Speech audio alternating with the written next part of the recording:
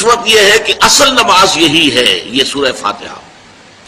چنانچہ میں آپ کو حدیث سنا رہا ہوں جو صحیح بخاری میں بھی ہے، صحیح مسلم میں بھی ہے، جامع ترمذی میں بھی ہے، سنن ابی داود میں بھی ہے، سنن نسائی میں بھی ہے، اور بہت سی کتابوں موجود ہے۔ اور یہ عن عبادہ بن صامت رضی اللہ تعالی عنہ، حضرت عبادہ بن صامت سے ہے مرفوعا کہ حضور نے فرمایا لا صلاۃ لمن لم یقرأ بفاتحۃ الکتاب، اس شخص کی کوئی نماز نہیں ہے جس نے کہ سورہ فاتحہ کی تلاوت نہیں کی۔ اب اس سے ہمارے ہاں ایک بڑا اختلاف پیدا ہوا، وہ نوٹ کر لیجئے۔ ایک رائے یہ ہے آپ اگر علیحدہ نماز پڑھ رہے ہیں تو ظاہر بات ہے کہ آپ کو ہر رکعت میں خود پڑھنی ہی پڑھنی ہے سورہ فاتحہ۔ جب باجماعت پڑھ رہے ہیں اب کیا شکل ہو؟ امام پڑھ رہا ہے سورہ فاتحہ تو کیا مقتدی کو بھی پڑھنی چاہیے؟ اس حدیث میں جو الفاظ کی شدت ہے اس کی بنا پر رجحان یہ ہوتا ہے کہ یقیناً اس صورت میں ہر شخص کو لا صلاۃ لمن لم یقرأ بفاتحۃ الکتاب، جس نے کہ فاتحہ کی تلاوت نہیں کی، قرأت نہیں کی، اس کی کوئی نماز ہی نہیں۔ تو یہ موقف ہے امام شافعی کا، یہی مسلک ہے ہمارے اہل حدیث بھائیوں کا کہ آپ چاہے اکیلے نماز پڑھ رہے ہو، چاہے امام کے پیچھے پڑھ رہے ہو، اور چاہے امام جو ہے وہ جہری رکعت پڑھا رہا ہے اور چاہے سری رکعت پڑھا رہا ہے۔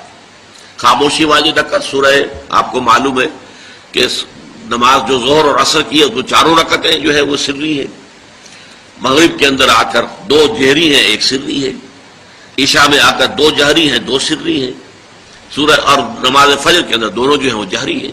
تو چاہے جہری ہو چاہے سری ہو، آپ کو بھی لازماً جو مقتدی ہے اسے بھی سورہ فاتحہ پڑھنی ہوگی۔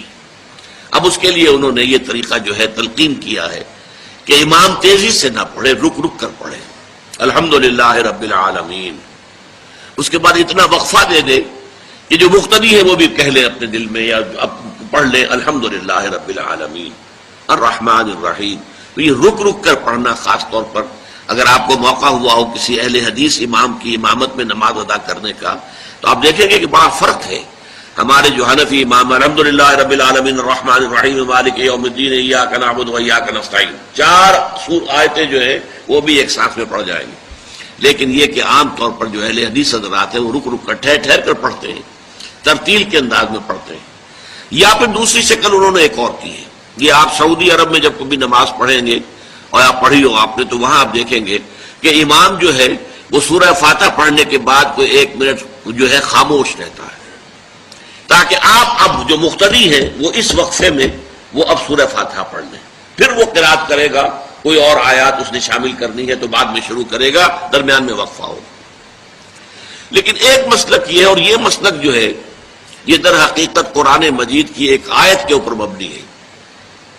سورہ اعراف کے آخر میں فرمایا گیا وَإِذَا قُرِئَ الْقُرْآنُ فَاسْتَمِعُوا لَهُ وَأَنصِتُوا، جب قرآن پڑھا جا رہا ہو تو توجہ سے اسے سنو، خود خاموش رہو۔ اب یہ قرآن مجید کی آیت ہے، اس کے بنا پر ایک رائے یہ ہے کہ آپ امام کے پیچھے سورہ فاتحہ نہیں پڑھیں گے، پڑھا جا رہا ہے سنو اس کو، خود خاموش رہو۔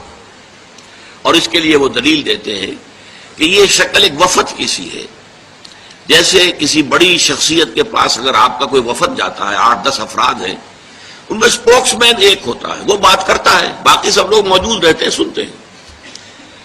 اسی طریقے سے امام جو ہے وہ گویا کہ آپ کا نمائندہ ہے اور وہ پڑھ رہا ہے الحمدللہ رب العالمین الرحمن الرحیم مالک یوم الدین، تو امام کی قرات ہی آپ کی بھی قرات ہو گئی۔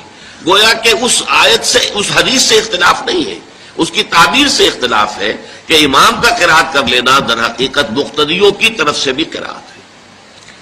اس میں جو حنفی مسلک ہے وہ بہت سخت ہے، اور وہ یہ ہے کہ چاہے سری نماز ہو اور چاہے جہری ہو، ہر کسی بھی حالت میں مقتدی جو ہے وہ سورہ فاتحہ نہیں پڑھے گا۔ اب اس میں ذرا سا سوال پیدا ہوتا ہے کہ جہری رکعت میں تو اس آیت کا اطلاق ہو جائے گا کہ وَإِذَا قُرِئَ الْقُرْآنُ فَاسْتَمِعُوا لَهُ وَأَنصِتُوا، سری میں تو اس آیت کا اطلاق نہیں ہوتا۔ بہرحال یہ مسلک ہے امام شافعی کا، ایک انتہا پر ہے، ہر صورت میں سری ہو یا جہری ہو آپ کو پڑھنی ہی پڑھنی ہے۔ اور امام ابو حنیفہ دوسری انتہا پر ہیں کہ چاہے سری ہو چاہے جہری ہو کسی شکل میں نہیں پڑھنا۔ امام مالک کا مسلک ہے درمیان میں، اور میں اس میں کوئی جھجک محسوس نہیں کرتا کہ میں آپ کے سامنے عرض کر دوں کہ میں اس پر عمل پیرا ہوں۔ وہ کیا ہے؟ جہری نماز میں خاموش رہو اور سنو۔ اس آیت کا اطلاق ہو جائے گا جب بلند آواز سے پڑھ رہا ہے امام تو پوری توجہ، فاستمعوا لہ، اپنی پوری توجہ کو اس کے سننے کے اوپر مرکوز کر دو اور خود خاموش رہو۔ سری رکعت میں البتہ جبکہ وہ بھی خاموشی سے پڑھ رہا ہے، آپ بھی خاموشی سے پڑھ رہے ہیں۔ بہرحال ان چیزوں میں میں نے یہ سب کچھ بیان کیا ہے تو اس سے جو میرا مقصود ہے وہ یہ ہے کہ معلوم ہو جائے کہ اس میں کوئی بڑی بنیادی بات نہیں ہے، نہ یہ کہ جو حنفی ہیں وہ اس حدیث کا انکار کرتے ہوں کہ لا صلاۃ لمن لم یقرأ بفاتحۃ الکتاب، کیسے وہ انکار کریں گے؟ اور نہ ہی کوئی جو حنبلی ہے یا اہل حدیث ہے وہ قرآن کی اس آیت کا اختلاف سے جو ہے وہ اختلاف کر سکتا ہے کہ اذا قرئ القرآن فاستمعوا لہ وانصتوا، لیکن یہ کہ اس کے پھر اس سے جو احکام کا استنباط ہے اس میں اختلاف ہو جاتا ہے، تو اس کو نہیں سمجھنا چاہیے کہ یہ کوئی بہت بڑی اہمیت والی بات ہے۔ بات کہ جو فرض نماز ہے اصل اہمیت اس کی ہے۔ ہمارے ہاں عام طور پر مذہبی حلقوں میں اور خاص طور پر جو ذرا متصوفانہ انداز کے رنگ کے لوگ ہوتے ہیں وہ فرض کو تو بس ایسے ہی ادا کر لیتے ہیں کہ جیسے بس اس کی کوئی اہمیت نہیں ہے، بلکہ بعض لوگ وہ بھی ہیں کہ جو فرض کو ترک کر دیتے ہیں، نوافل پر سارا زور ہے، صرف رات کی نماز پر زور دیا جا رہا ہے۔ فرض نمازوں یہ ہم نے دیکھے ہیں، ایسے لوگ بالفعل دیکھے۔ یہ تمام چیزیں جو ہیں در حقیقت اس پھر راہ نبوت سے انسان کو ہٹا دینے والی ہیں۔ فرض کتنا فرض، نفل کتنا نفل۔ نوافل کے بارے میں جو ہے شریعت سے ثابت ہے، وہ تہجد بھی نافلۃ لک، حضور کے لیے تو لازم تھی، باقی کے لیے لازم نہیں ہے۔ جو قیام اللیل شروع میں تھا وہ لازم نہیں ہے۔ ہاں رمضان مبارک میں اس کی تشویق ہے، ترغیب ہے، وہ خاص ایک مہینہ ہے، اس میں دن میں کھانا پینا جو ہے وہ حرام کیا گیا، تو رات کو 2/3 رات یا 1/3 کم سے کم 1/3 رات جاگو اللہ کے قرآن کے ساتھ، اللہ کی کتاب کے ساتھ۔ تو یہ اصل میں جو توازن ہے یہ جو ہے بہت ضروری ہے۔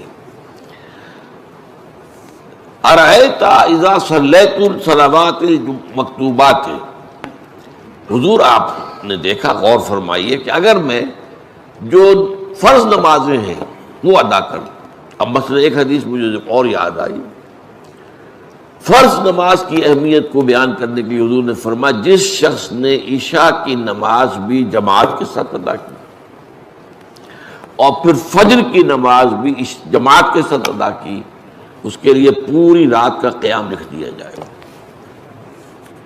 فرض کی یہ اہمیت ہے۔